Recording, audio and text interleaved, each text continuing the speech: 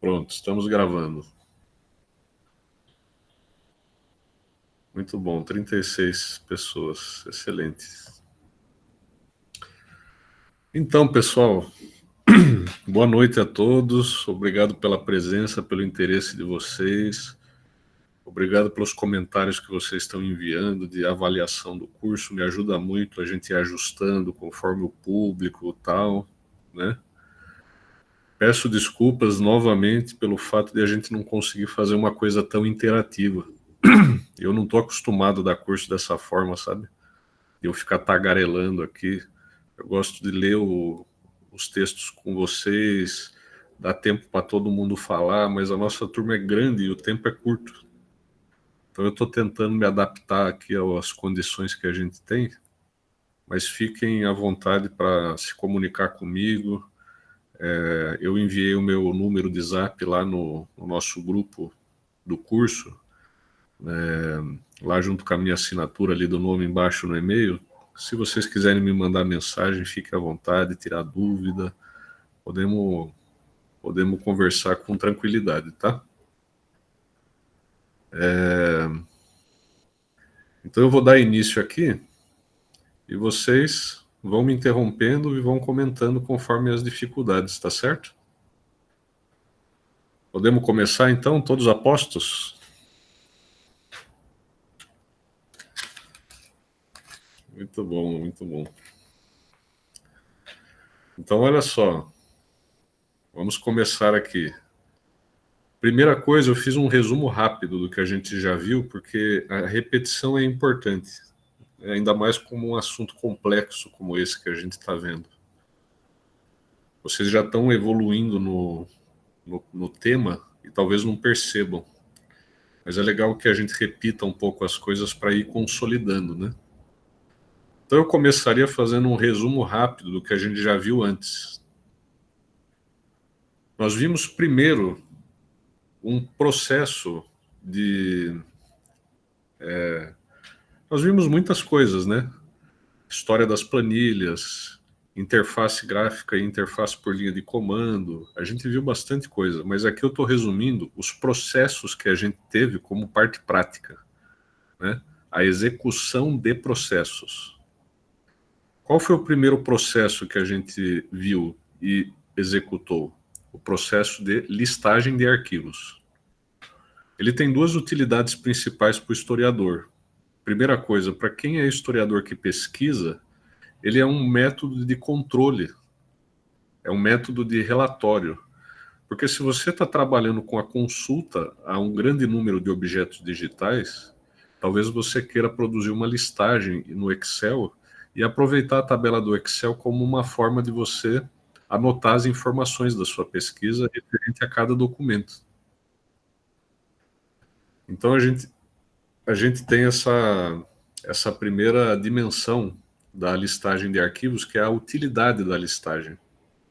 Para o pesquisador, serve como um método de controle na pesquisa.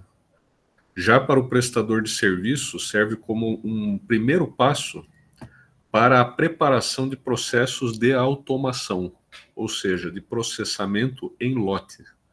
Isso é importante porque a gente tem historiadores que prestam serviços em arquivo. A gente tem, no Arquivo do Estado, a gente tem muitos historiadores, por exemplo, em outras instituições também, na que eu presto serviço hoje, que é o IEP, que é responsável pelo arquivo da oposição sindical metalúrgica, ou, por exemplo, para mencionar colegas que estão hoje na sala, né, a Meire, que trabalha no arquivo do MST, a gente tem vários profissionais da área de história que trabalham em arquivo. E muitas vezes a gente não sabe, embora conheça a teoria arquivística em alguns casos, a gente não tem domínio do processo de automação, como funciona. E aí a gente tem dificuldade de fazer a automação do processo para trabalhar em larga escala. Lá no MST, por exemplo, a gente trabalhou com a Meire e a equipe dela a renomeação de 15 mil arquivos digitais. Né? O processo levou 2 horas para executar. 15 mil fotos que a gente padronizou os nomes. Então, isso é um ganho de produtividade muito grande. Essas são as utilidades que a listagem tem, para fins de relatório e para fins de automação. Só que a listagem é só o primeiro passo da automação, né? A gente ainda teria que cumprir outros passos para chegar realmente a automatizar o processo. E esse é um curso que nós podemos fazer depois, caso vocês queiram. Sobre o método de como produzir a listagem, a gente viu dois, basicamente. Fazer por interface de linha de comando, que é o nosso CMD prompt. Aqui tem um pequeno erro de digitação, né? CMD. Eu fiz rápido hoje o PDF e saiu com erros. Então, é o comando dir, que a gente testou várias vezes. A gente viu também como fazer listagem usando a interface gráfica do Excel. Obter dados ou obter consulta. Essas duas metodologias, conforme a versão do Excel, vão produzir a listagem dentro do Excel diretamente. E a gente viu também que é possível fazer essa listagem pela interface gráfica usando o comando copiar caminho do Windows, que é um comando que faz parte do navegador de arquivos. E a mesma coisa pode ser feita no Linux, só que mais simples. Se você seleciona os seus arquivos do Linux e dá Ctrl+C, a hora que você der Ctrl+V na planilha, ele vai colar a lista dos caminhos. Essas duas últimas formas de copiar que a gente viu rapidamente, elas não são muito eficazes quando a gente está trabalhando com volumes muito grandes. Vocês não vão chegar provavelmente a esse volume, mas se vocês passarem de 4, 5 mil arquivos, a área de transferência do Windows não tem espaço suficiente para receber todos esses arquivos, né? Então, por isso que para isso serve a linha de comando ou a carga da lista diretamente pelo Excel. A gente viu também a verificação de integridade. Qual é a utilidade da verificação de integridade? São três, basicamente. A primeira é a própria verificação de integridade, porque quando você gera aquele número que a gente viu, o número hash, ou o checksum, quando o arquivo está corrompido, há certas situações em que o arquivo corrompido não consegue gerar esse código de checksum, ou código hash. Não são todos os casos, mas em alguns isso ocorre. Então você consegue ver que o arquivo está corrompido, dependendo do caso da corrupção específico. Mas ele também serve para verificar a autenticidade. Por quê? Porque se o arquivo sofre alteração, ou seja, ele perdeu a integridade no tempo, então significa que esse arquivo pode não ser autêntico, ele pode ter sido adulterado. Então, a gente gera o hash ou o checksum para um arquivo e armazena esse número de modo que depois, daqui a uns anos, a gente possa gerar de novo e comparar. Isso permite que a gente determine se o arquivo sofreu alterações ou não sofreu alterações. E se ele não sofreu, ele provavelmente, se o original era autêntico, ele continua sendo. E a verificação de integridade serve também para a organização do repositório. Por quê? Porque quando a gente gera esse código hash que a gente viu, ou o código checksum, que é tipo um CPF do documento, o mesmo documento vai gerar o mesmo hash ou o mesmo checksum, mesmo que eles tenham nomes diferentes. Então, isso permite identificar duplicatas e por isso o checksum ou o hash serve também para a organização do repositório. Daí a palavra hash, que vem de bagunça. É arrumar a bagunça, né? É um código para arrumar a bagunça. E a gente viu como fazer isso no terminal do Windows, né? No CMD ou no prompt. O erro de digitação está aí de novo, CMD. E a gente viu também, o Flávio, outras pessoas comentaram, né, a questão do Linux. A gente viu também como faz no Linux. E hoje é o tema metadados embutidos. Nós vamos trabalhar isso tanto do ponto de vista teórico quanto do ponto de vista prático. A pesquisa em PDFs, eu optei por acabar retirando do programa por uma razão que é a que está aí na tela. A maioria de vocês usa o Windows e esse processo é muito mais favorecido no Windows, no Linux. Então a gente pode fazer uma demonstração dele, se vocês quiserem, talvez na próxima aula, só para vocês verem como é possível fazer a pesquisa, que tipo de relatório é possível tirar de uma pesquisa dessa. Mas pelo fato da maioria de vocês usarem o Windows, eu achei melhor retirar e a gente focar naquilo que vocês podem praticar em casa, né? Então essa é a razão pela qual eu preferi deixar para um próximo momento. E aí a gente se concentra nos metadados embutidos. E antes de começar nos metadados, aqui vai um recado para a turma de Linux. Eu estava falando com o Flávio aqui logo no início. Aqui eu deixei uma orientação para vocês, que eu acho que a gente deve ter uma ou duas pessoas, 3 no máximo, que estão trabalhando com Linux num estágio mais avançado. E eu enviei um programa para vocês experimentarem e tal, né? O programa tem uma ajuda na abertura dele, o que já facilita a preparação e tudo, mas a primeira vez é sempre meio complicado. E, sobretudo, a preparação do arquivo que o nosso programa vai ler para saber o que ele tem que executar.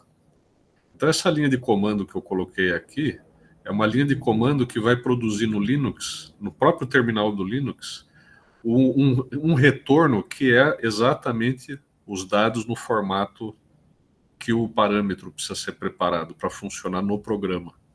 Aqui tem um errinho de digitação, né? Aqui significa diretório, não dir array, né?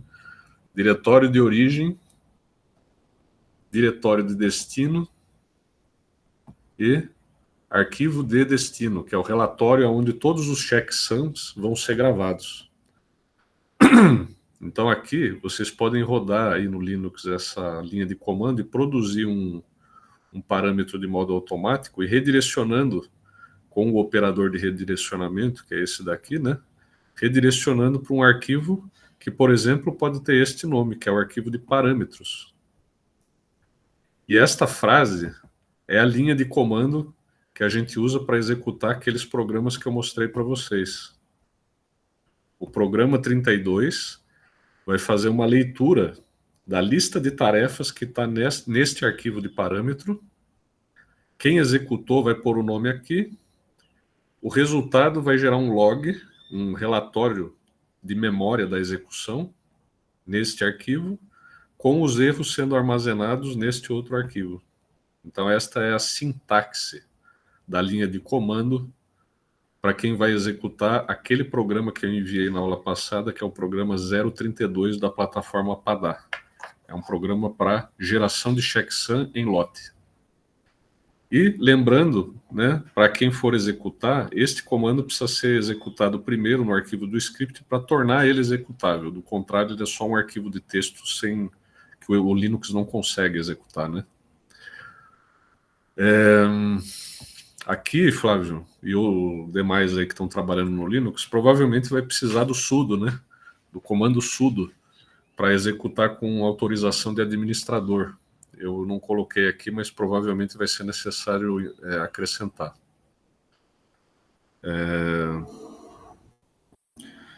Eu não me lembro se você tinha indicado um emulador do Shell para Android. Para o Android, eu acho que não, viu? Não. Se alguém tiver e quiser compartilhar. O que eu mandei foi um link que faz uma emulação do CMD ou do prompt, né? Para o... Como é que fala? Para a internet. E aí talvez isso permita abrir no celular. Tá no PDF da aula 2, marcado como ambiente de treinamento.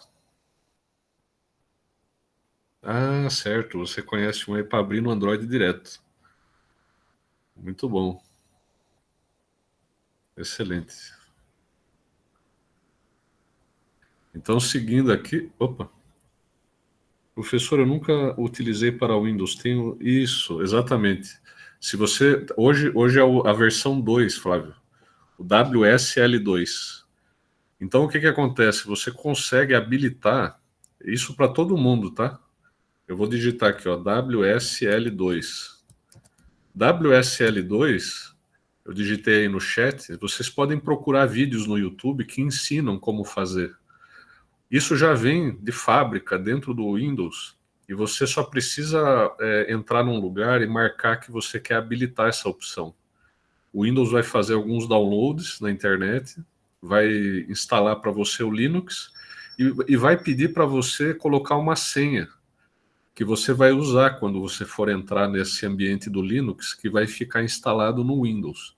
Anote essa senha num lugar que você sabe que não vai perder, porque depois, para fazer a automação com os scripts, é preciso colocar essa senha. Então, vocês podem procurar no YouTube como faz para habilitar o WSL2. Significa Windows Subsystem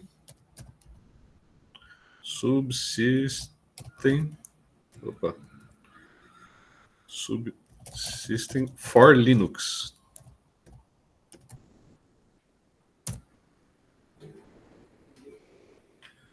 Eu acho que foi na versão 8, porque eu tenho o meu Windows 7 aqui ainda e eu não consegui habilitar no Windows 7.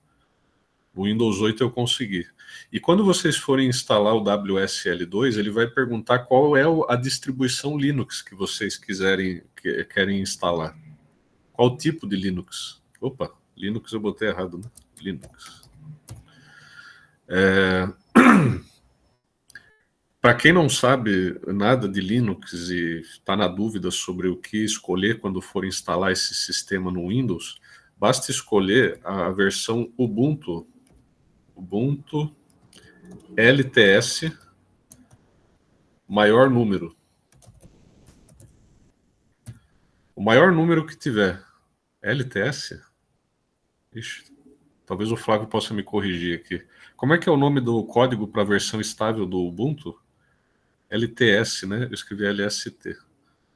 Ubuntu LTS. Maior versão. É essa que vocês podem escolher quando forem fazer a instalação de vocês do WSL2. Certo? Podemos até ver isso num outro curso, mas nesse aqui não vai dar tempo, não vai caber pelo tempo mais restrito que a gente tem e pelo foco que a gente resolveu dar, né? Tudo certo? Essa é a revisão rápida, né? Isso. A maior é a 20, né? Ah, tá. Eu acho que talvez a 24 tenha saído, né? Eu não tenho certeza. Faz, faz, eu não instalei tão recentemente o Ubuntu.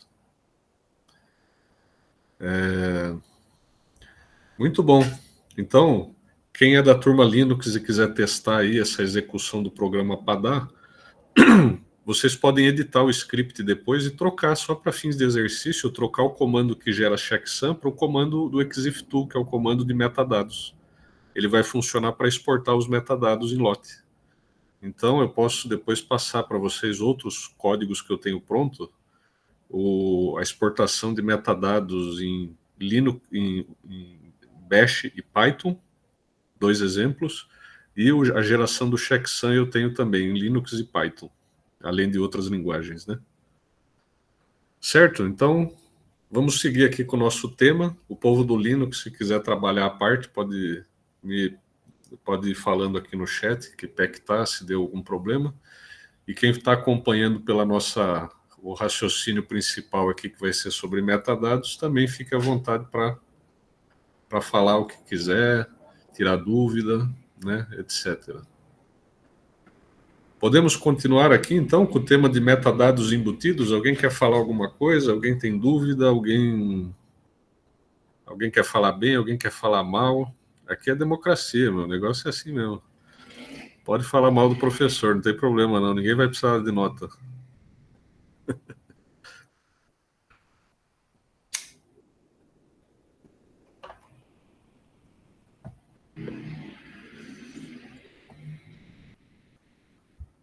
Todo mundo concentrado, espero. É isso aí. Vou seguir aqui então. Metadados. Meu Deus, que droga é essa? Muito simples, na verdade. O que são metadados? Vou ler aqui para vocês irem acompanhando. Nada mais são do que dados sobre dados, ou seja, dados que se referem a outros dados, ou ainda dados que descrevem outros dados. Por exemplo, o título de um livro pode ser considerado um metadado, porque ele é um dado de uma coisa que contém outros dados. Na cultura de língua inglesa, a noção de metadados é mais abrangente e se refere a qualquer dado que descreva, por exemplo, um livro, uma foto ou um arquivo eletrônico. Nesses termos, uma referência bibliográfica pode ser considerada um metadado. Geralmente, na cultura inglesa, a noção de metadados é mais abrangente. Todo tipo de dado que se refira a um outro dado pode ser designado como dado, como metadado. Mas no Brasil é um pouco diferente, e também em alguns países de cultura hispânica. Geralmente a palavra metadado ela tem um significado mais restrito e refere-se geralmente aos dados armazenados dentro de um arquivo eletrônico. Certo? Se a gente está falando no Brasil, na América Latina, mesmo em alguns países da Europa, metadado pode significar essa coisa mais específica. Metadado como algo que existe apenas em arquivos eletrônicos e que está escondido dentro desse arquivo, e que a gente pode trabalhar. Mas no Brasil e nos países de cultura hispânica, o metadado é sinônimo de metadado embutido em arquivos eletrônicos, geralmente. Já em inglês, não. Em inglês, o uso da palavra metadados é mais abrangente. Uma descrição num catálogo, por exemplo, de uma instituição arquivística que tenha feito a descrição dos seus acervos, em inglês isso é considerado metadado. E no Brasil a gente não costuma usar essa expressão para essa finalidade. Certo? Deixei 2 vídeos aqui para vocês assistirem depois. O que são e como funcionam os metadados. E uma curiosidade daqui, né? O que os arquivos dizem sobre você.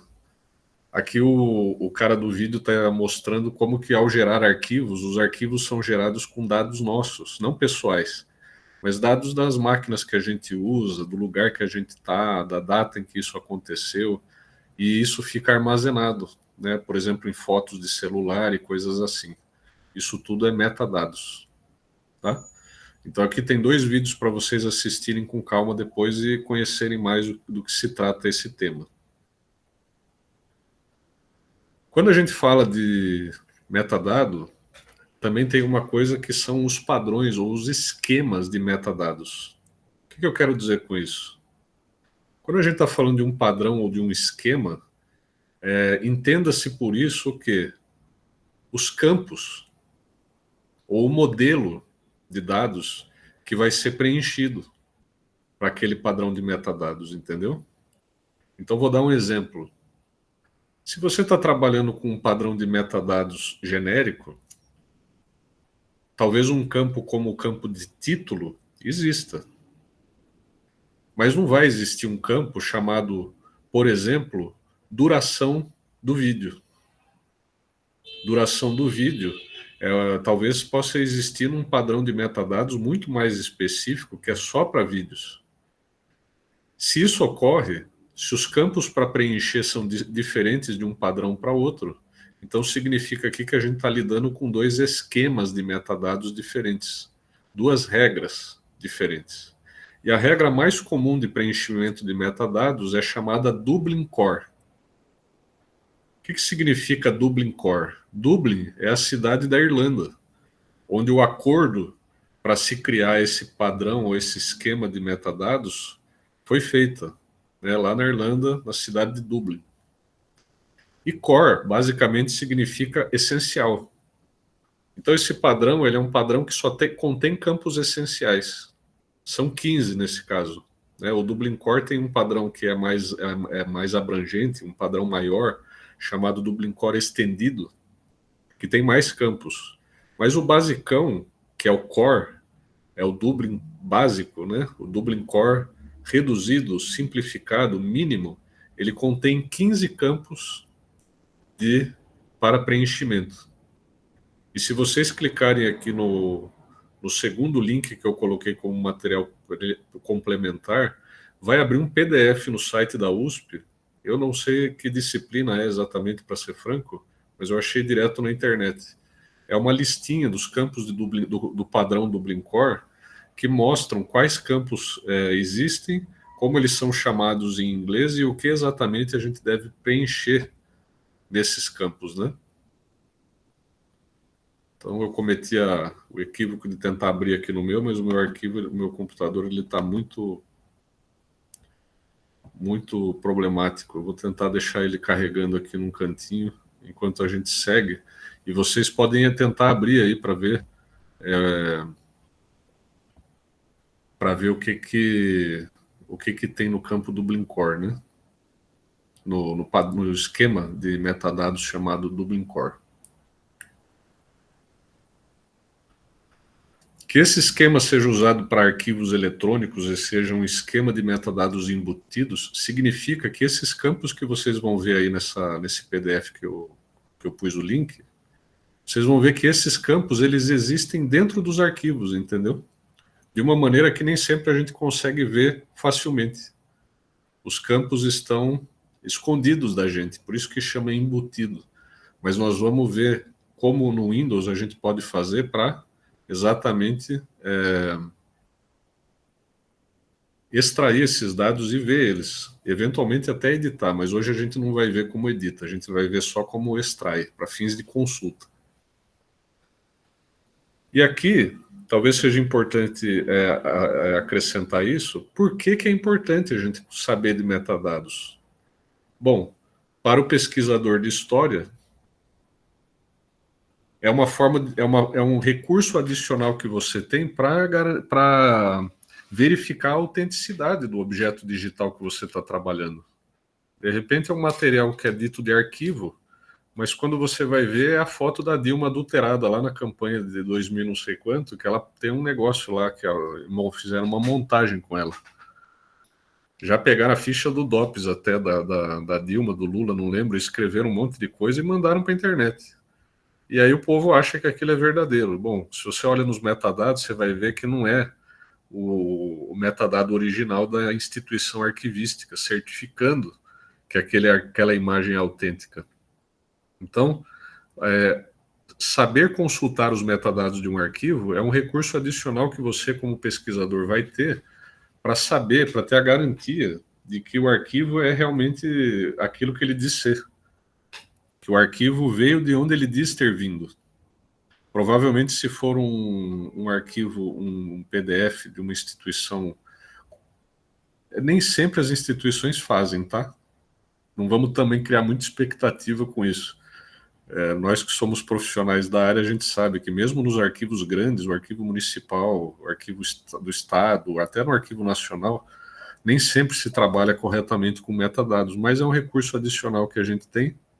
E caso a gente venha trabalhar como prestador de serviço, quem sabe a gente não possa ser o agente dessa mudança, né? De como profissionais de humanas que têm conhecimento de informática, levar esse conhecimento de metadados para a instituição e também prestar serviço, ajudando a instituição a gerenciar corretamente os seus metadados, né? Isso é uma coisa, é a segunda finalidade pela qual nós estamos vendo isso e por que é importante para historiadores. Certo? Alguma dúvida até aqui? Fui muito rápido? Querem que eu repasse alguma informação?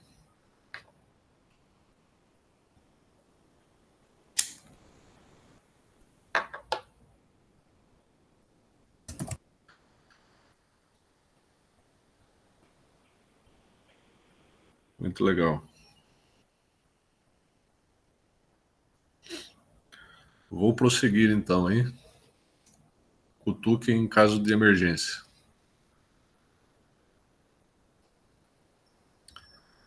Qual que é o programa que a gente vai utilizar para trabalhar com metadados? É um programa chamado Exif Tool. Ele existe tanto para Linux quanto para o Windows. Exif Tool tem esse nome estranho porque tool significa ferramenta. E Exif é um outro padrão de metadados que é usado na indústria de registros digitais, né, para câmeras. Então, tanto fotografias quanto vídeos. E a ferramenta começou como uma ferramenta que só tratava do padrão Exif Tool.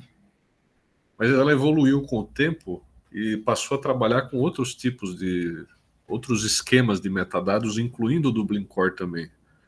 Poderia ter sido chamado Dublin Core Tool, por exemplo, mas por uma questão da indústria, acabou começando pelo Exif, o padrão Exif, e aí o programa adquiriu esse nome no final. No Linux, ele exige instalação, e essa instalação é feita por linha de comando. Quem quiser, aí que está no Linux e quiser tentar, é uma instalação meio chatinha, para falar bem a verdade. É diferente de outros comandos simples, de outras aplicações mais simples que a gente tem no Linux, que não é só dar um apt-get install. Não, nós temos que baixar um negócio de uma imagem, não sei de que drive, e aí tem um negócio chamado CMake, que talvez vocês conheçam, talvez não. Então tem a lista de... Você tem que rodar vários comandos para fazer a instalação, e essa lista está lá no site do Exif Tool para vocês seguirem, caso queiram. No Linux, no Windows, nós temos uma vantagem, né, um pró e um contra. O Windows não exige instalação. Como assim? O programa pode ser baixado direto da internet e ele já funciona automático. A parte chata é que tem uma série de etapas, inclusive que envolvem descompactar arquivo, e é possível que vocês, no computador de vocês, não consigam fazer a descompactação. O arquivo está armazenado, né, de uma maneira comprimida, e pode ser que vocês não tenham o software para fazer a descompressão desse arquivo. Então, o que eu fiz aqui? Opa, agora que eu vi a dúvida. Deixa eu ver aqui. O mesmo arquivo que tem o arquivo nacional, por exemplo, também tem o... Não necessariamente. O Flávio pergunta se o mesmo acervo em diferentes instituições, por exemplo, o mesmo livro digitalizado, o mesmo vídeo, se ele vai ter o mesmo metadado de instituição para instituição.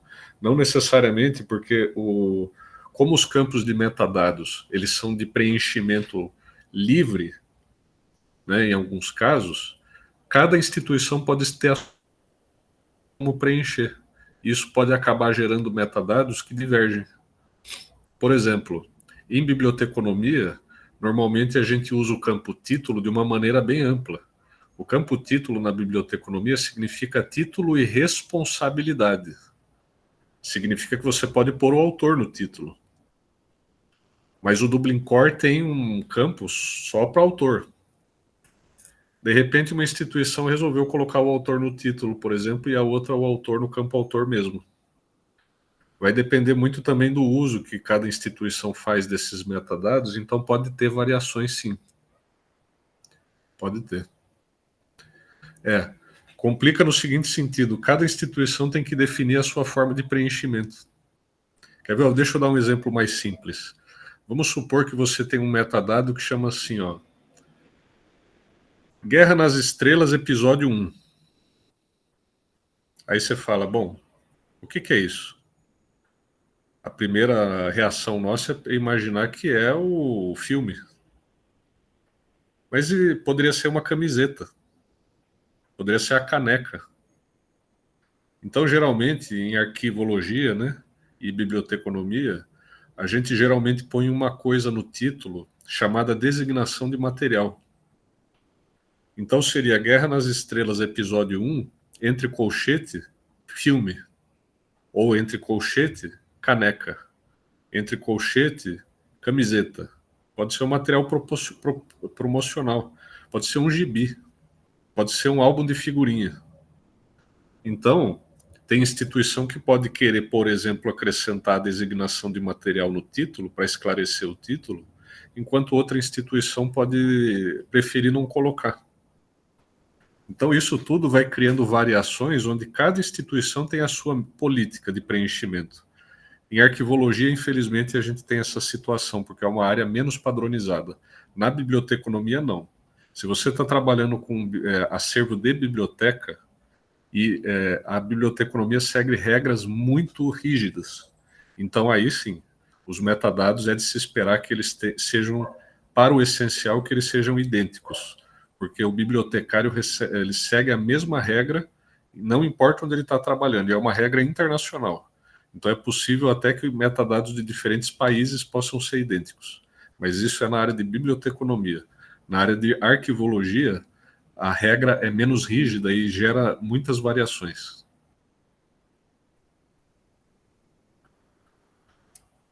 Respondi a sua questão? Pronto. Vão mandando aí, né? Se alguém tiver mais dúvidas.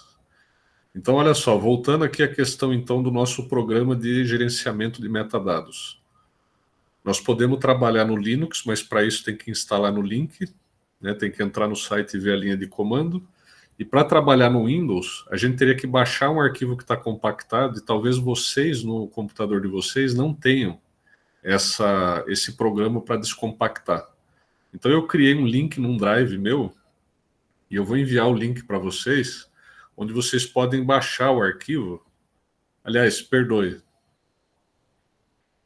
ele está compactado no meu também, mas eu coloquei aqui, torcendo para que vocês tenham esse programa de descompactação, mas é porque eu fiz de um jeito para ficar igual para todo mundo, para a gente conseguir seguir junto.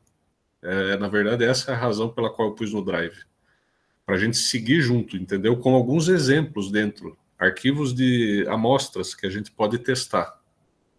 Então eu vou enviar para vocês esse link agora e nós vamos dar um tempo para nós, para a gente poder instalar isso com calma. Nós vamos tentar seguir junto aqui a sequência para ver se todo mundo consegue fazer a instalação do arquivo, tá? Eu vou mandar aqui no chat da nossa sala o link para vocês baixarem o arquivo compactado.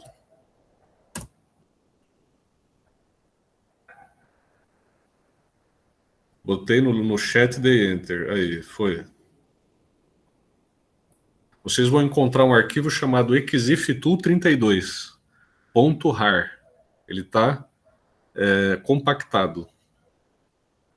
Quando vocês, se vocês conseguirem baixar ele, sigam essa sequência que está aqui na tela, para a gente fazer a instalação do programa para vocês. Então, primeiro passo, baixar o arquivo exif. Ai, puta merda, pede acesso. Oh, meu Deus do céu, deixa eu ver se eu consigo adicionar.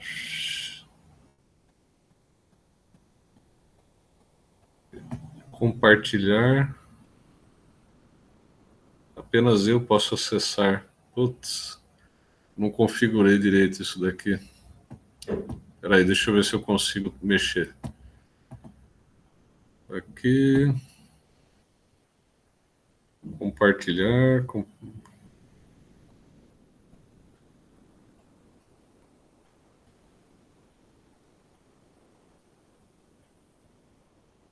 Oh, meu Deus. Não lembro como é que faz isso, gente. Faz tanto tempo que eu compartilhei coisa assim.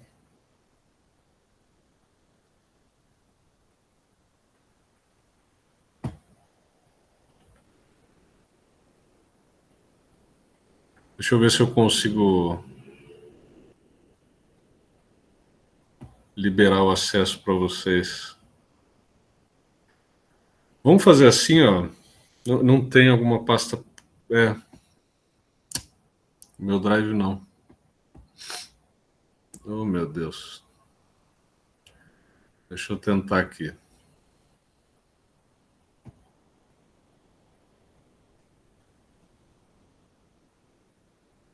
Será que se eu mandar direto o arquivo no chat, ele vai? Eu tentei mandar no nosso grupo, mas o nosso grupo não aceita o arquivo. Deixa eu ver aqui.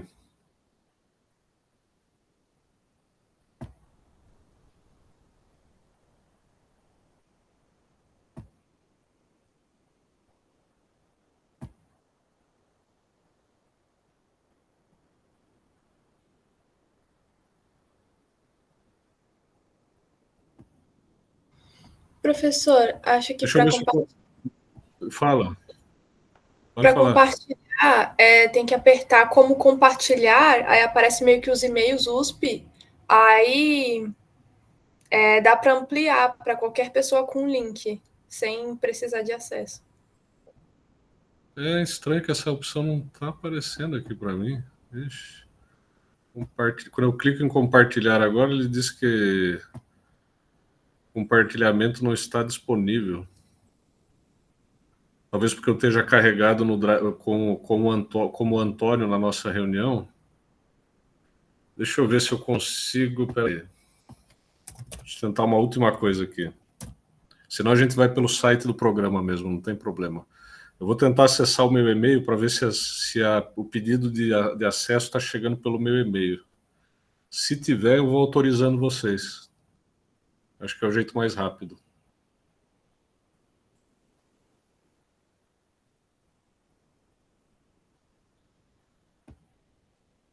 Ele fala que acho que ele está dando um conflito pelo fato de eu estar logado com outra conta na nossa reunião. Ai, ai, ai, viu? Deixa eu olhar aqui no e-mail para ver se está chegando.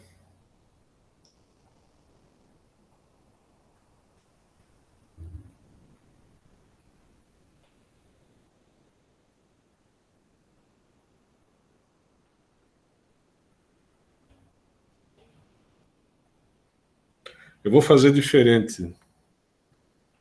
Eu acho que eu vou enviar esse arquivo para a Gabi, que está aqui na sala, e vou ver se ela consegue compartilhar. Você consegue, Gabi? Posso tentar. Eu tentei mandar no nosso grupo mesmo, do grupo do que eu criei, que todo mundo está recebendo e-mail, né? Deixa eu tentar aqui mandar para.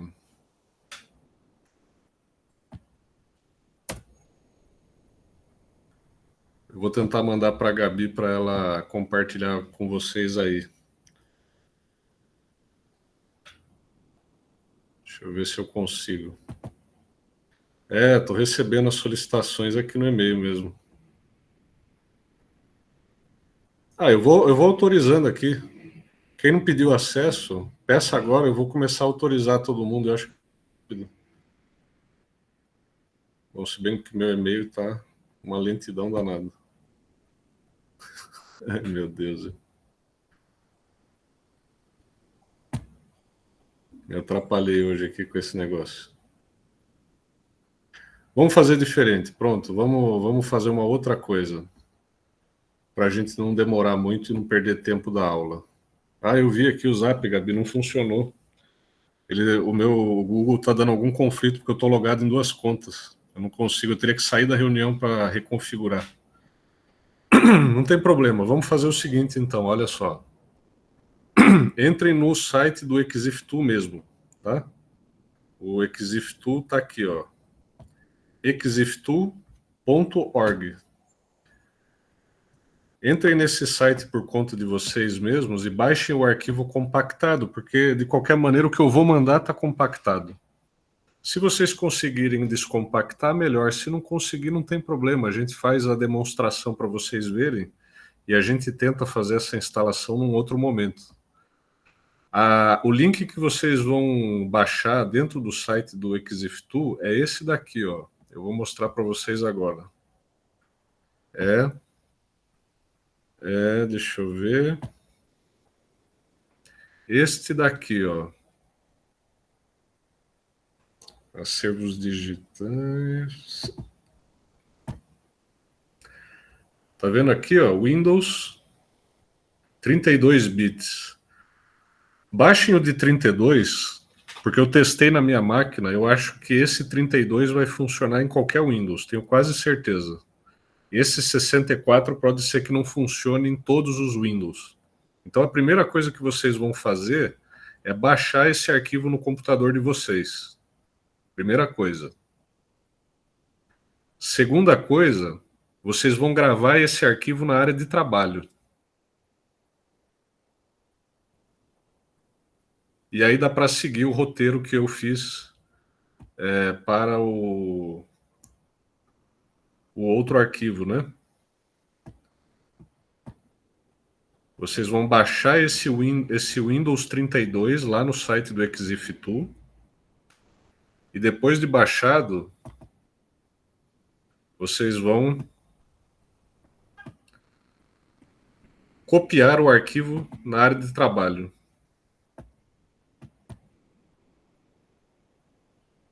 Tá. A Mary falou que não consegue baixar, não tem problema. Quem conseguir baixar pode fazer experimentando em casa. Quem não conseguir baixar não tem problema, porque eu vou demonstrar como executa o programa e isso é o mais importante. Aí vocês podem tentar fazer o download em outro momento e repetir o exercício em casa sozinho depois.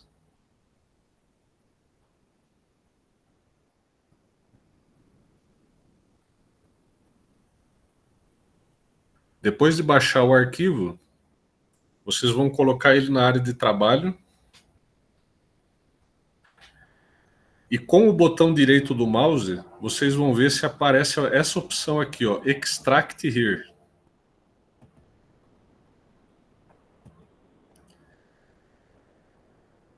Se houver essa opção, clica nela. Se não houver, aí não vai ser possível instalar. Não tem problema. Acompanhe a demonstração pelo vídeo e a gente pode tentar a parte, depois eu ajudo vocês a fazer essa instalação em outro momento.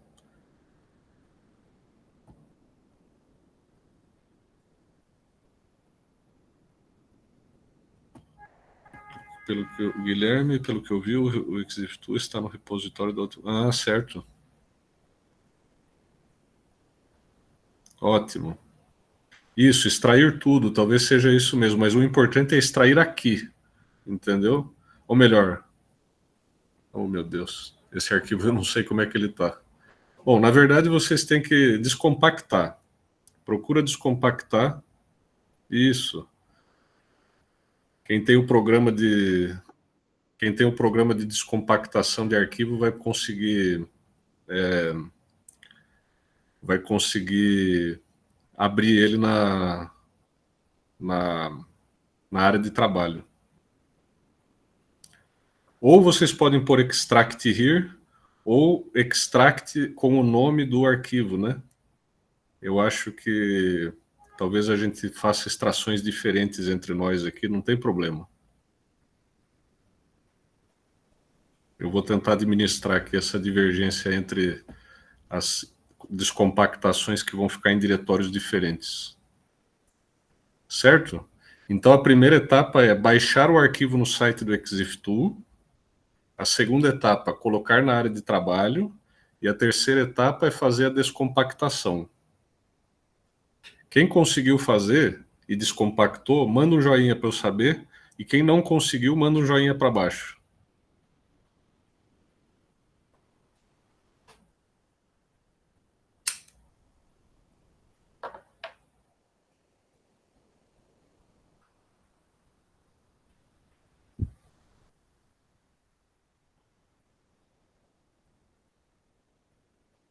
Ah, muito bom. Eu não vi nenhum joinha para baixo aqui ainda no meu.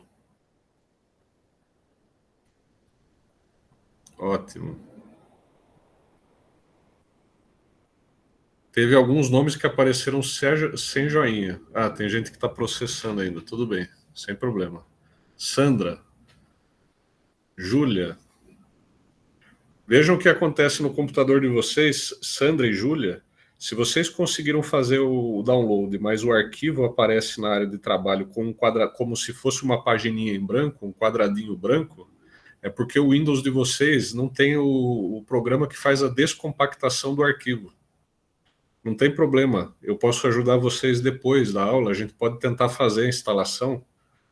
Vocês podem tentar o zip, o WinZip, né? Tem programas da internet que vocês conseguem achar que fazem compactação e descompactação, né?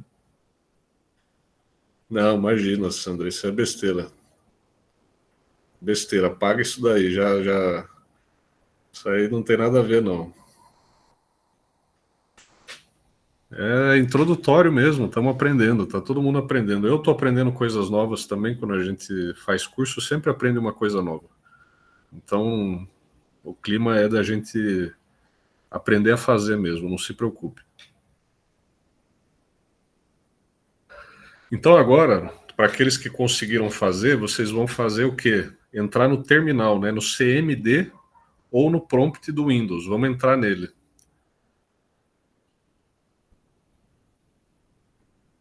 Vocês vão lá na caixinha de busca do Windows, procura por CMD ou terminal, e aí nós vamos abrir então o nosso command prompt, nosso prompt de comando do Windows, que é o mesmo que a gente mexeu ontem.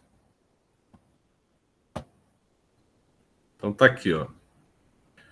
Provavelmente o que vai acontecer é que vocês vão, ao abrir o prompt, vocês vão cair numa pasta que chama usuários, e dentro dessa pasta usuários vai ter outra com o nome de vocês, o nome da máquina de vocês. Então esse nome vai variar de um para um. No meu caso aqui, o nome da máquina é esse nome estranho, Nueste. Mas para vocês vai aparecer outra coisa, o nome de vocês, ou o nome de quem comprou o computador, ou talvez um número estranho. De qualquer forma, vocês já estão no lugar certo. Porque daqui para frente a gente faz o quê? A gente faz CD desktop. Dessa maneira a gente está entrando na área de trabalho. O nome área de trabalho não está atualizado para o português no nosso prompt, então o computador reconhece a área de trabalho pelo nome em inglês que ela tem, que é desktop. Então CD desktop entra na área de trabalho.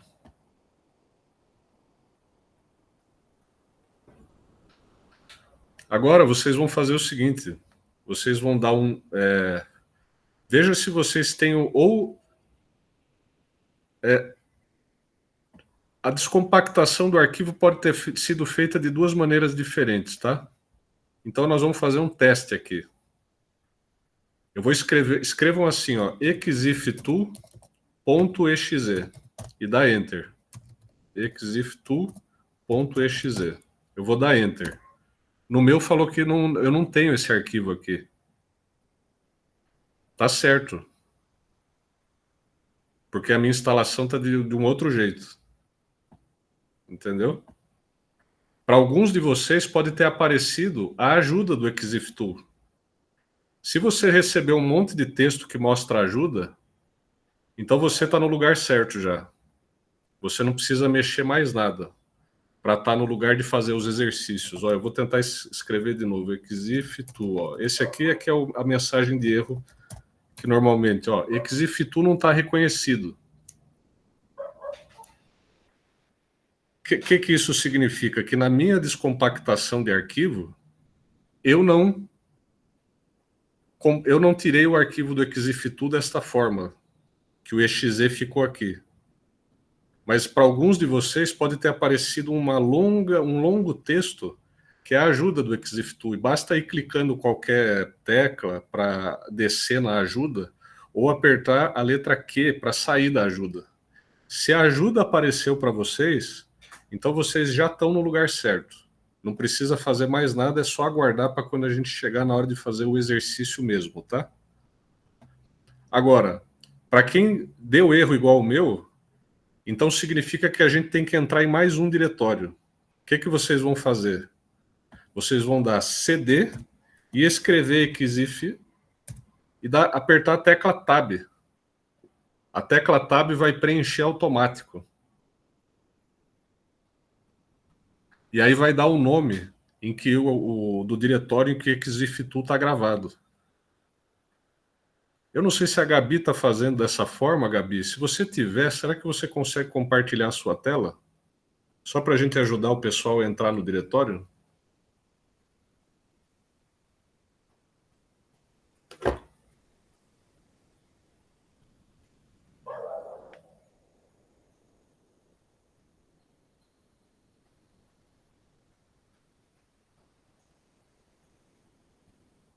Vamos fazer um teste aqui rapidinho. Na tela que está igual a minha aqui, se alguém escreveu exiftool.exe e não deu erro, apareceu a ajuda do exiftool, manda um joinha para eu saber. Quantas pessoas são?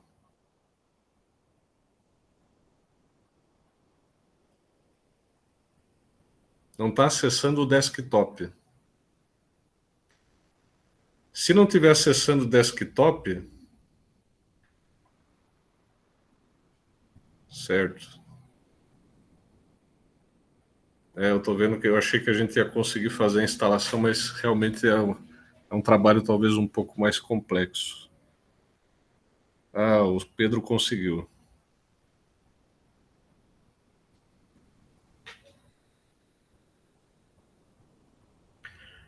Para o Tiago e para a Yasmin, é possível que vocês não estejam ainda... Veja se vocês estão na pasta usuário, que é users. Dentro dessa pasta usuário, a pasta pessoal de vocês, aí tem um nome. E aí dentro dela é que está o desktop. Então experimentem...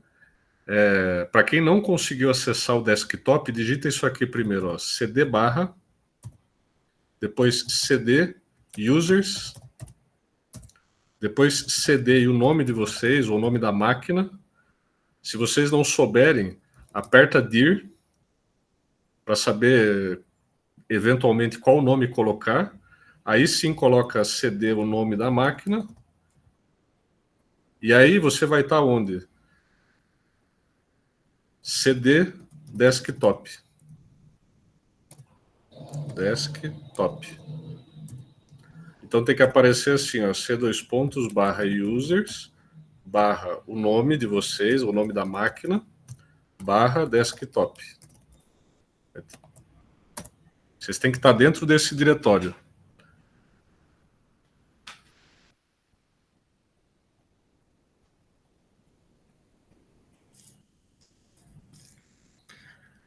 Eu vou sugerir uma coisa para vocês aqui, ó. Eu acho que mais importante do que a gente fazer essa instalação meio trabalhosa junto, porque é uma coisa meio complicada de fazer mesmo,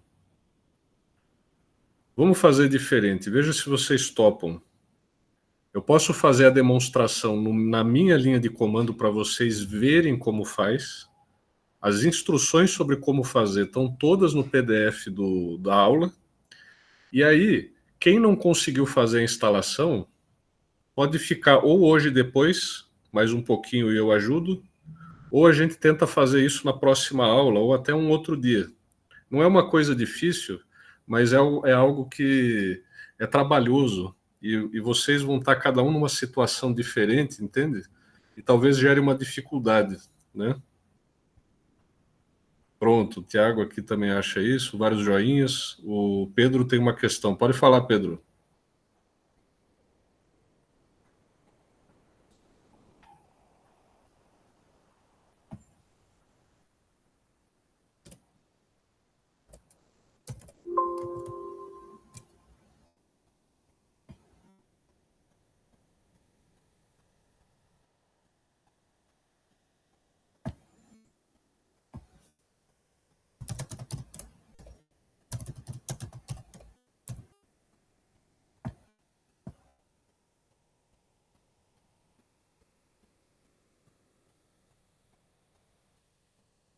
Ah, o professor Antônio não está aqui hoje, viu, Pedro?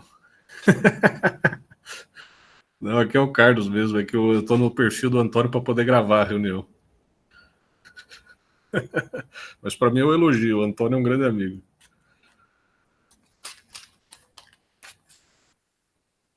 Alguém quer falar alguma coisa? Eu vi que alguém levantou a mão, alguém falou que quer fazer uma questão. Aqui, ó. Não sei se você já disse isso, professor, eu estava instalando no Linux, mas no site eles dizem para renomear o Exiftu. Pronto. Isso que você está lendo para renomear o Exiftu é quando a gente faz a instalação no Windows. No Linux, a instalação é por linha de comando. E aí você não precisa fazer essa renomeação do arquivo exe, entendeu, Guilherme? A renomeação do arquivo exe é se você tiver baixado o arquivo para o Windows. Mas se você está no Linux, você não faz um download na página da internet. Você tem que seguir a instrução da linha de comando, né? Para quem está para quem está na mesma situação de não conseguir entrar no desktop, uma coisa simples, escrevam assim, ó, dir. Ao escrever dir vai aparecer uma lista, ou melhor, escrevam assim, ó, dir barra A menos D, igual a gente viu na AD, igual a gente viu na aula passada. Pronto, isso. Aí o Flávio já facilitou a nossa vida. Para quem está no Linux. Para quem está no Windows e conseguiu fazer o download e conseguiu fazer tudo, mas não conseguiu entrar no desktop, tenta rodar esse comando dir barra AD e veja se na lista que aparece não tem um nome que vocês reconheçam, porque é o nome do computador. Se vocês tiverem, alguém tiver instalado para vocês, provavelmente vai ter lá um nome, um apelido de vocês, o nome de alguém conhecido, e aí você entra nesse diretório primeiro, e depois você entra no desktop. Essa é a dica para quem não conseguiu entrar no desktop. E para quem conseguiu entrar no desktop e já tem alguma familiaridade com os comandos que a gente viu na aula passada, que é o comando cd, pode ir tentando navegar.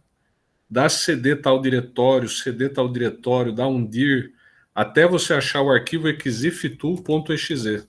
Quando você achar esse arquivo na estrutura de diretórios do exiftool, então aí é porque vocês estão no lugar correto.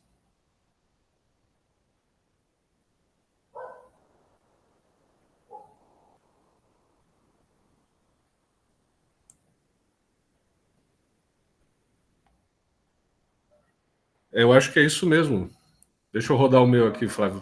Flávio não, quem que falou? É o Pedro. Ó, vai aparecer uma mensagem. Name, exiftool, blá, blá, blá. É isso mesmo. Você está certinho, Pedro. Aí você encontrou o arquivo exe. É a ajuda do exiftool. E quando vocês acharem esse arquivo exiftool.exe, na verdade vocês têm que... Ele vem com um nome diferente, ele vem com uma letra K no meio. Vocês renomeiam ele lá pela interface do Windows mesmo. Ótimo. Maravilha. Então vamos fazer isso. Quem conseguiu pode seguir comigo nos exemplos. Quem não conseguiu não tem problema. Aí a gente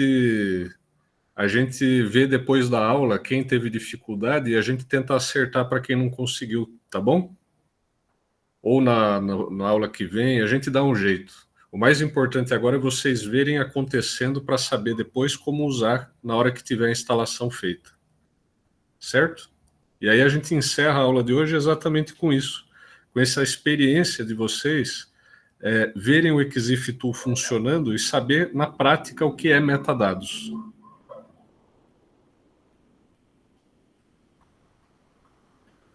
Pedro, exatamente. Quando você usa o tab, é um recurso de autocompletar. Então, se você escreveu uma palavra no prompt e você dá tab, o prompt te oferece o primeiro resultado que eventualmente tenha coincidido com aquilo que você começou a escrever, e conforme você vai dando tab, esses nomes eles vão girando até você achar o que você quer. É um recurso de autocompletar. Certo, pessoal? Então vamos fazer o seguinte, para a gente não... Ah, obrigado, Gabi, não precisa, agora deu certo. Pode ficar tranquila. Obrigado mesmo, viu? De qualquer forma, quem conseguiu fazer a instalação pode repetir comigo os mesmos passos, tá? Quem não conseguiu, não tem problema. A gente faz isso, a instalação depois. Então agora a gente vai se concentrar em ver como que o exiftool funciona. Primeira coisa, tô aqui onde o exiftool foi gravado. No meu caso, né? Que vai ser diferente do de vocês, eventualmente. Não tem problema. Aqui dentro desse diretório, eu tenho várias pastas, tá vendo? Algumas são pastas de sistema do próprio exiftool. Outros são arquivos que eu criei. Teste, para a gente ver funcionando. Eu tenho um áudio, eu tenho um documento em PDF, tu tem um documento em texto e um documento em JPEG. Então, o programa está aqui, ó. exiftu.exe no meu caso, já renomeado, porque o nome desse arquivo é entre parênteses -k, fecha parênteses. Então tem que tirar essa parte que está escrito -k entre parênteses, para quem conseguiu fazer, e colocar esse exiftu.exe só assim. Primeira coisa do exiftu, se você digita só o nome do programa e dá Enter, o que acontece? O exiftu abre a ajuda para você saber para que serve e como usar. Conforme você vai apertando qualquer tecla, a ajuda vai correndo e vocês vão descobrir tudo que esse programa faz aqui. Quais as opções que ele tem, o que pode ser colocado para o resultado sair de um jeito ou de outro. Então aqui é o manual completo do exiftu, entendeu? Quando vocês digitam exiftu sem nada. Para sair da ajuda, aperta a letra Q, de quit. Em inglês, sair. Letra Q, voltei para o terminal.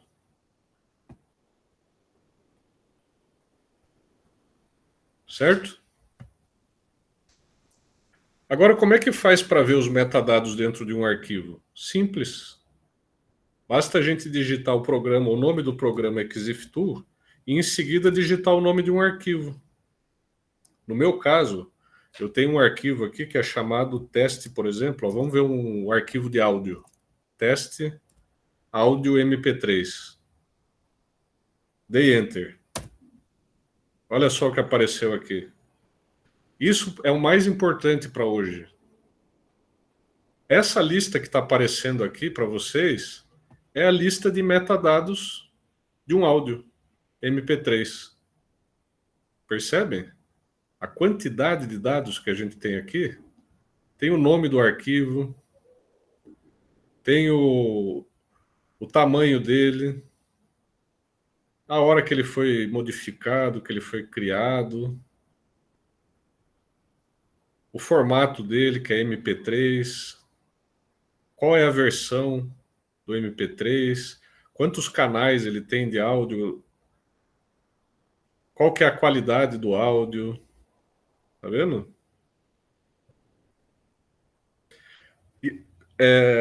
Não necessariamente, Pedro, você pode referenciar, nesse caso, qualquer arquivo do seu computador.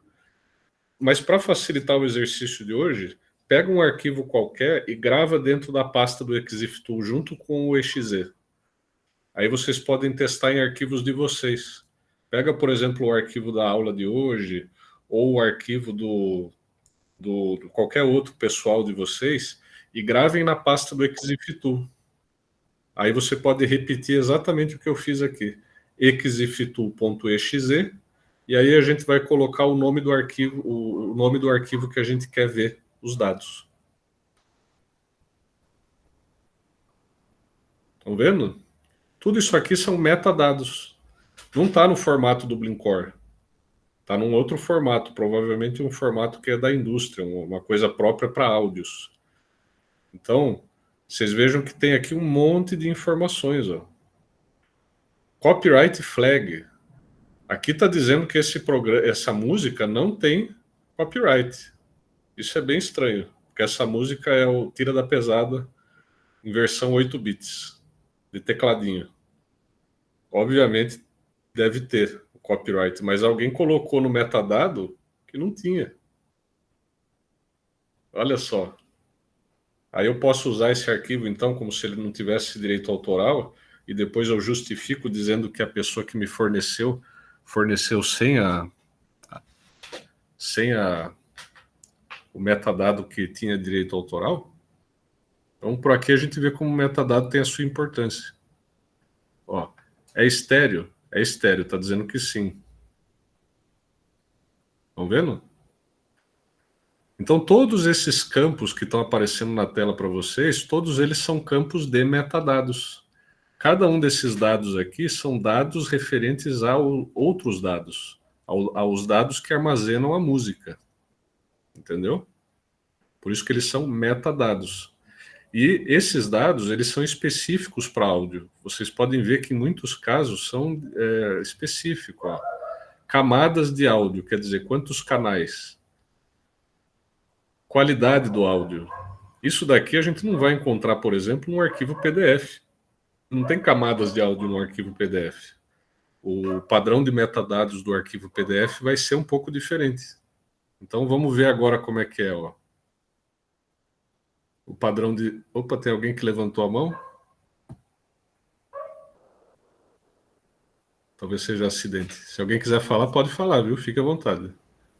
Oi, Carlos. Opa, Rafa, tudo bem? diga. Eu não sei se. Acho que é a mesma dúvida do Pedro ali, não sei se você falou, mas o arquivo tem que estar dentro da mesma pasta que o exif.exe, é isso? Para você, não necessariamente, mas para ficar fácil o exercício, você pode colocar o arquivo lá dentro e na hora de digitar o comando, digitar só o nome do arquivo. Mas, se ele tiver em outra pasta, você pode colocar assim, quer ver? Ó, exif2, igual eu fiz já, só que ao invés de você dar o nome do arquivo direto, porque ele não está nessa pasta, você pode dar o caminho da pasta inteira e dizer c:/users no este desktop. Vamos dizer que é um arquivo que está no meu desktop, mas está fora da pasta que eu estou. Outra pasta, áudio.mp3. Vai funcionar. Só que aqui fica mais complicado para quem está numa fase introdutória, porque você tem que colocar o caminho inteiro do arquivo aqui. Para fins de exercício, é mais fácil pegar o arquivo que vocês querem testar e jogar ele na pasta do exif2.exe. E aí, na hora de executar, basta fornecer o nome do arquivo aqui do lado. Ah, tá, entendi. E aí tem aquele esquema de, se tiver essa opção, de copiar caminho, aí seria isso, né, para jogar aí. Exato, você pode também fazer isso. Muito bem lembrado. Você pode pegar qualquer arquivo do seu computador e pedir para colar o caminho, copiar o caminho, e aí você vai chegar no seu terminal e vai digitar com o botão direito do mouse. Isso vai colar o caminho com o botão direito do mouse no terminal. Obrigado. Valeu. Vou fazer um outro teste aqui. Ó. Vou abrir agora os metadados. Ó, vou circular aqui com o meu autocompletar. Ó, ele está me dando todas as opções de arquivos de teste que eu tenho aqui. Então eu vou colocar, por exemplo, o arquivo do PDF para a gente ver. Vou dar Enter. Vejam que agora os metadados, alguns são iguais, mas outros são diferentes. Por exemplo, o nome do arquivo. Esse é um campo de metadado que tem de novo, igual tinha no áudio. Tamanho do arquivo. Está aqui. Igual estava no áudio. As datas e tal. O tipo de material, PDF. Mas olha só, versão do PDF. Isso não tinha lá. Número de páginas, 6 páginas. Ué, que história é essa? Áudio não tem número de página. Então, esse metadado ele vai ser gerado só quando a gente cria um arquivo PDF, número de páginas. Ele não é gerado quando a gente cria um arquivo de áudio, porque o arquivo de áudio vai dizer o número de canais de áudio, por exemplo. Então, isso tudo varia. Veja que aqui apareceram alguns campos do Dublin Core. Olha só. Produtor do arquivo. Isso foi feito no Microsoft Word. Criador do arquivo sou eu. Então, como o meu nome está na máquina, ele gravou o meu nome no metadado. Tá vendo? Então, eu consigo saber pelo metadado em que máquina foi criado. Foi criado na minha máquina esse PDF.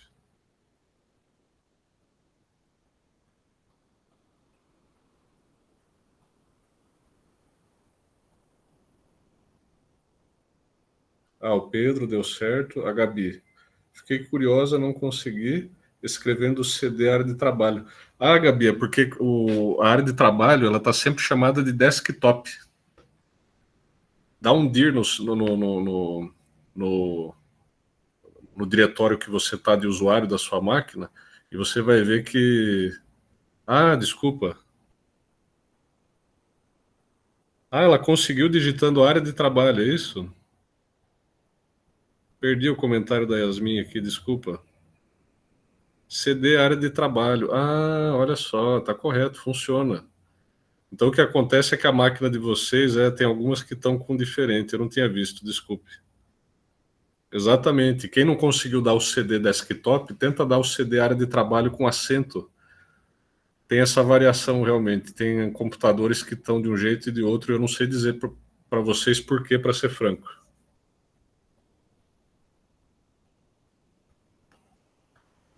Desculpa, Yasmin, não tinha visto seu comentário.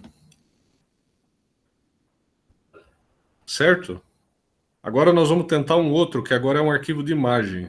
Nós vamos fazer exif2 e teste JPG, por exemplo. Mesma coisa. Vejam que alguns campos de metadados são comuns, mas alguns campos de metadados são diferentes. Por exemplo, a altura e largura da imagem. Aqui, ó. Altura e largura. Isso não existe num arquivo de áudio, altura e largura. Então vocês estão vendo aqui que tem muitos campos de metadados e cada campo de metadado varia conforme o formato do arquivo. Os arquivos de áudio vão ter metadados diferentes dos arquivos PDF, que vão ter metadados diferentes dos arquivos de imagem. Cada tipo de imagem tem metadados específicos diferentes. E geralmente eles não estão trazendo as informações estruturadas conforme o padrão do Blinkcore, tá vendo?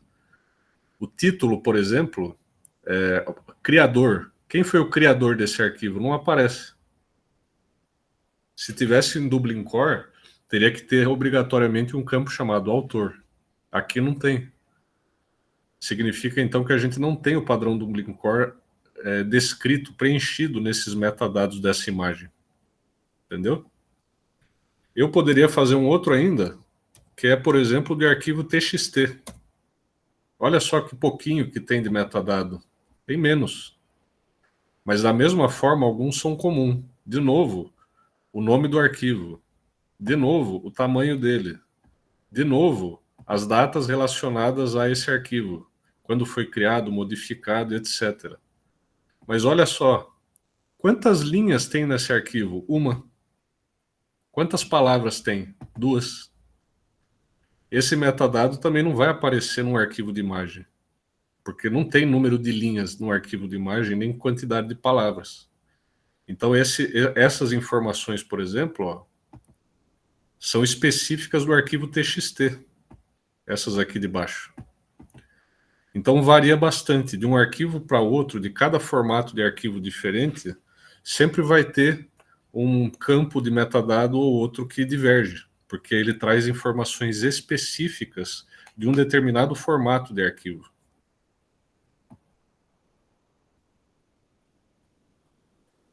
Pronto. Excelente. O que vocês estão achando da nossa experiência? Deu certo, apesar de alguns não terem conseguido instalar? Deu certo de vocês acessarem? Para quem conseguiu instalar, conseguiu executar? E para quem não conseguiu executar, deu certo de ver e compreender o processo?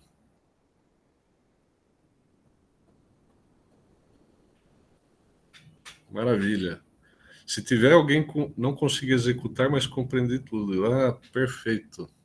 Stella, eu não te reconheci pelo nome. Será que você é a Stella que fez biblioteconomia na USP? Será que é a minha ex-colega de sala? De qualquer forma, Stella é um nome maravilhoso. Tem uma amiga, Stella, que ela falou que talvez fosse se inscrever. Eu falei, nossa, será que é ela?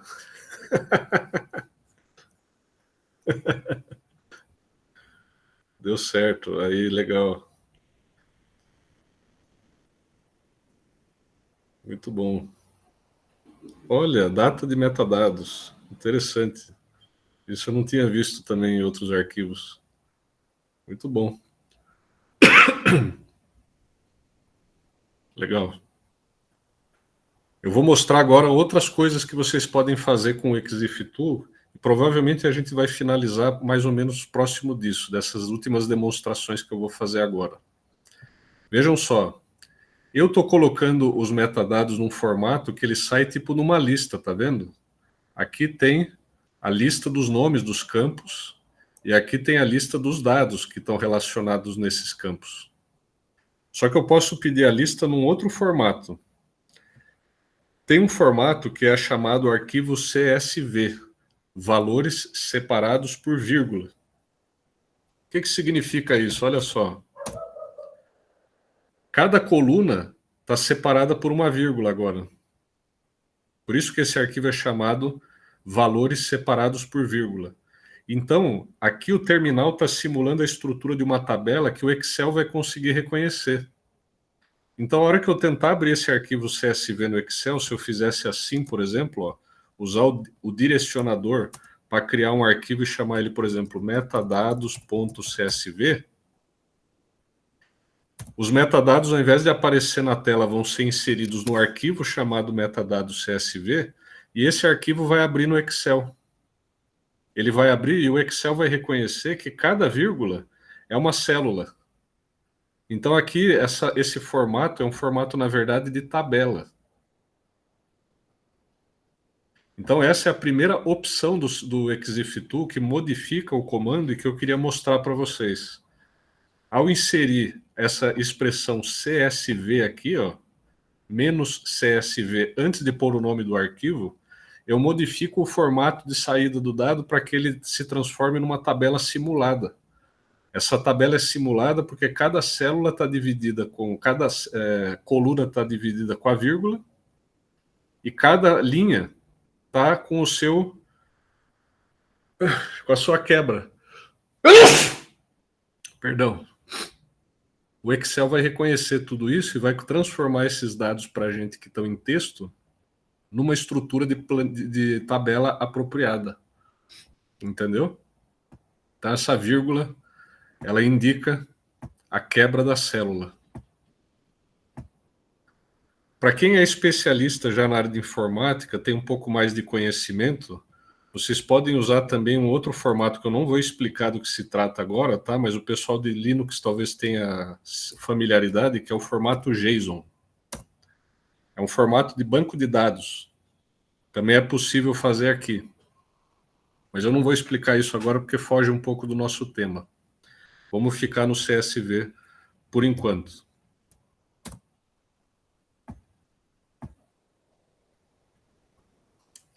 Opa. Lista de presença, é verdade, eu já tinha esquecido também.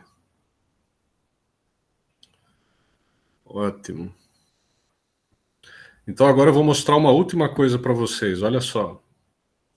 Percebam que ao pedir os metadados dessa forma, no formato CSV, olha o que aconteceu aqui na primeira linha. Eu tenho os nomes dos campos.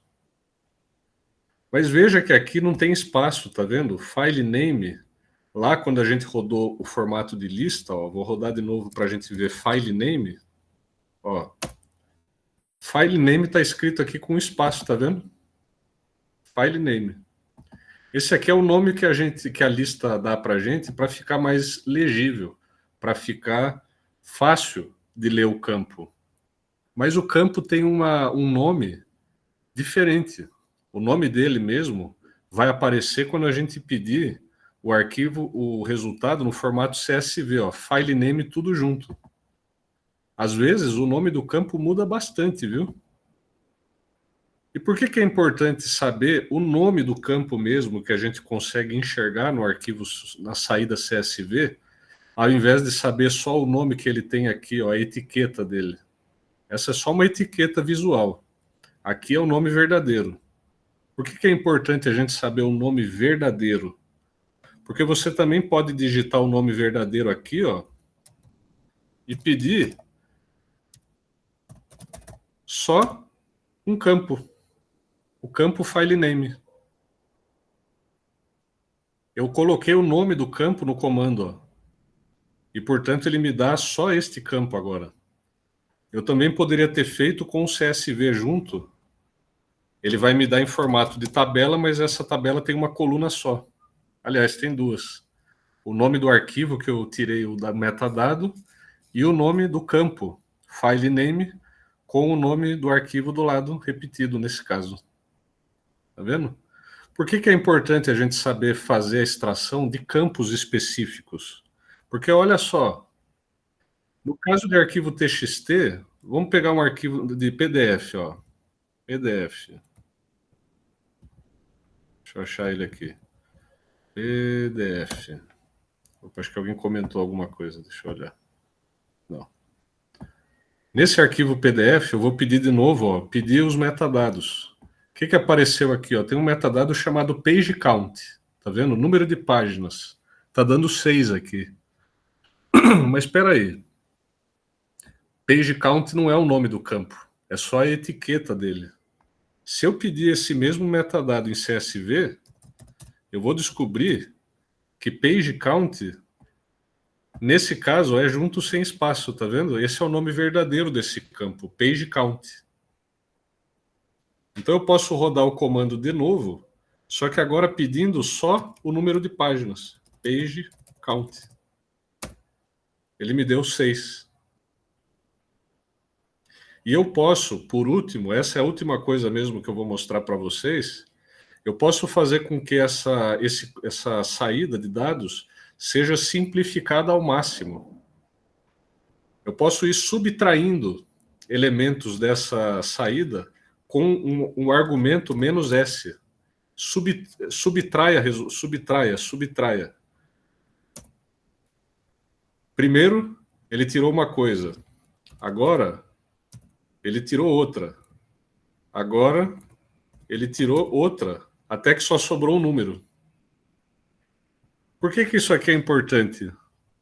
Imaginem vocês agora que se eu tivesse um repositório, como ocorre lá no Arquivo do Estado, que tinha, por exemplo, eu não me lembro quantos áudios a gente tinha, mas eu acho que era mais de 20 mil áudios, talvez. Quantos minutos a gente tem de áudio no repositório? Não sei. O que eu faço? Eu rodo esse comando aqui de um jeito que ele dá para mim o resultado, o nome do arquivo e o número de minutos. Nesse caso, o número de páginas. Então, se eu tivesse, por exemplo, 15, 20, 30 mil arquivos PDF no meu repositório, e eu quero saber quantas páginas esses PDFs têm no total, eu posso construir uma linha de comando que tira só o número de página dos metadados e põe para mim numa tabela do Excel onde eu posso fazer a soma.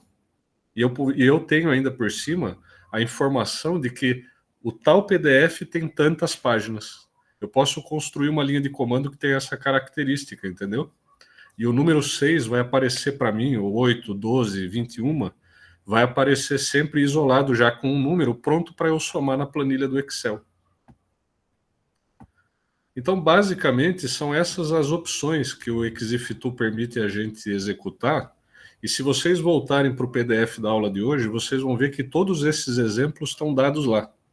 Então, vocês podem, depois, com calma, tentar baixar o Exifitu, quem não conseguiu baixar, e pode seguir pelo PDF da aula esse trabalho de a gente tirar os metadados.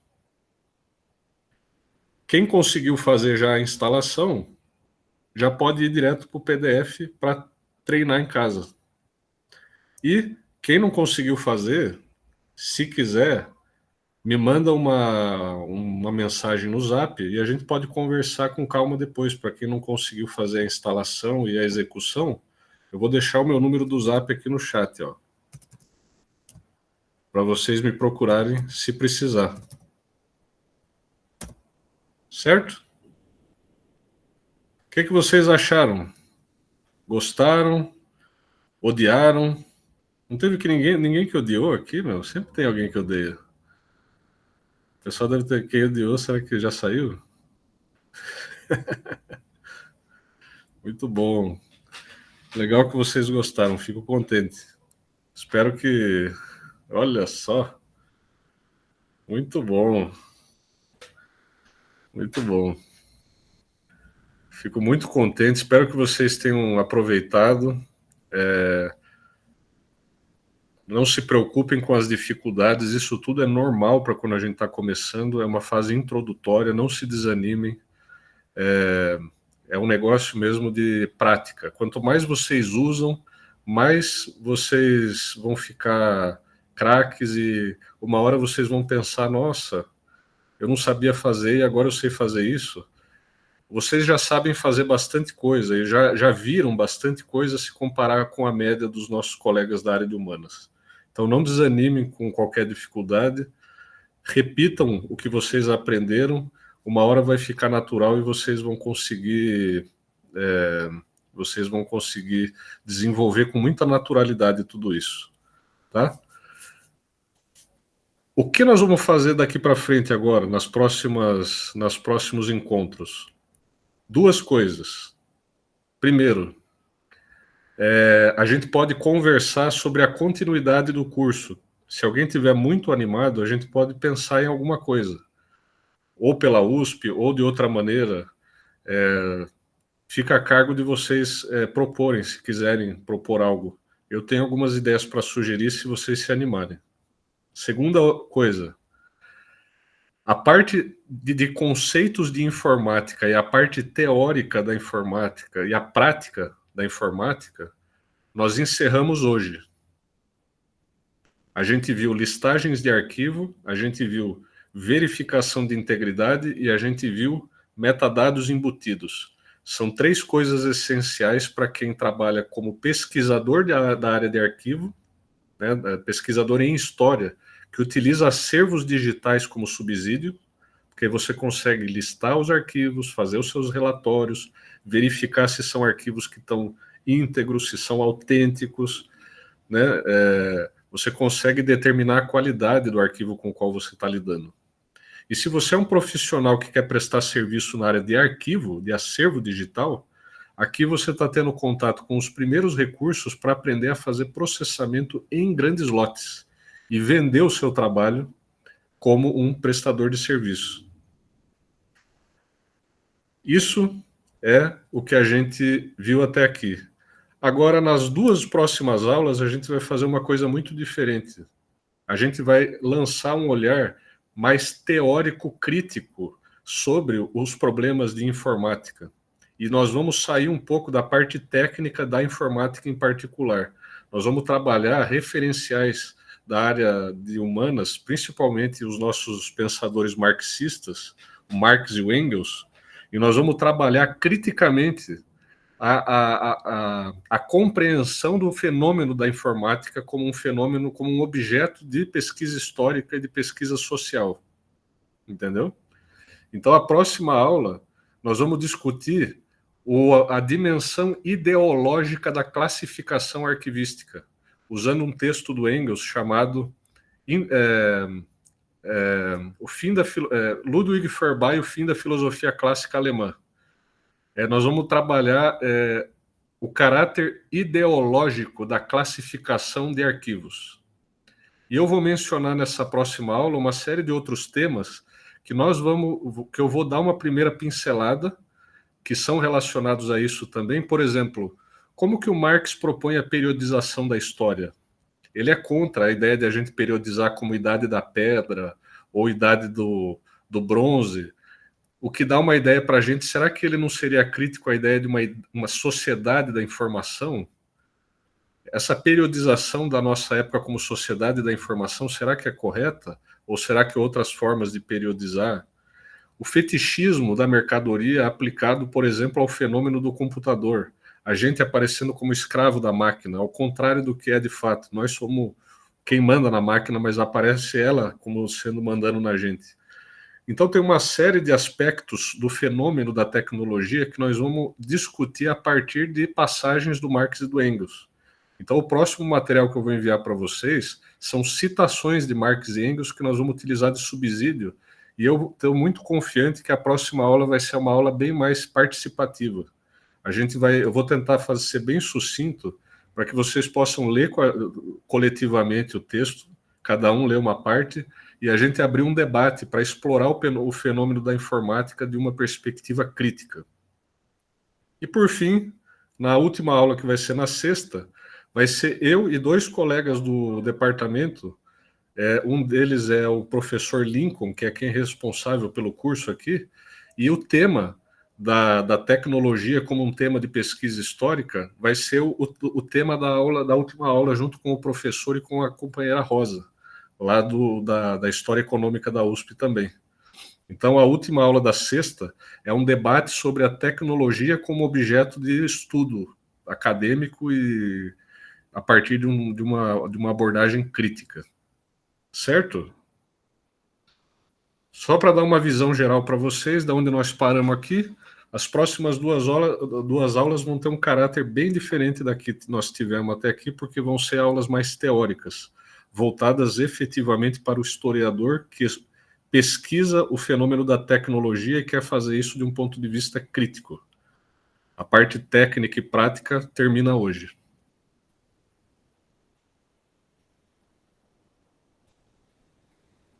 Espero que vocês gostem dos nossos próximos encontros e conto com a participação de vocês nas próximas, né? Porque aí vai ser uma coisa mais interativa, vai ser legal para vocês abrirem o microfone, se colocarem, a gente ter uma troca, não ser só uma coisa tão fria como está sendo agora e meio bancária, né? De enfiar o conhecimento numa coisa expositiva que não tem muita interação.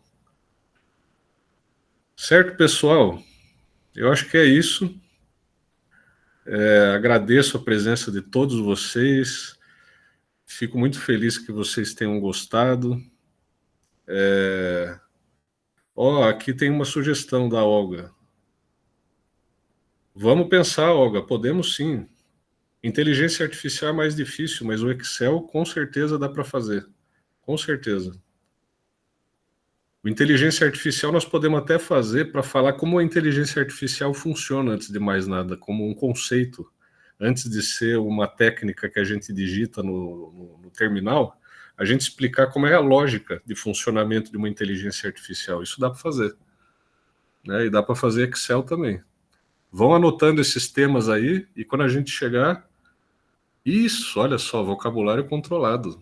Eu posso até sugerir sistemas que vocês podem baixar para fazer controle de vocabulário, que não são só no Excel, tem programas específicos para isso, mas podemos usar o Excel para fazer controle de vocabulário também. Então anotem tudo isso daí, Excel, inteligência artificial, vocabulário controlado, anotem os temas que vocês querem aprofundar e quando a gente chegar no final do curso a gente faz uma discussão para decidir como continuar caso vocês queiram.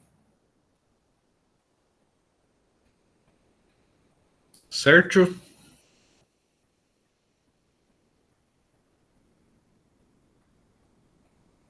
Muito obrigado, pessoal. Boa noite para vocês, bom descanso, bom treinamento aí com o PDF depois. Um grande abraço para todo mundo.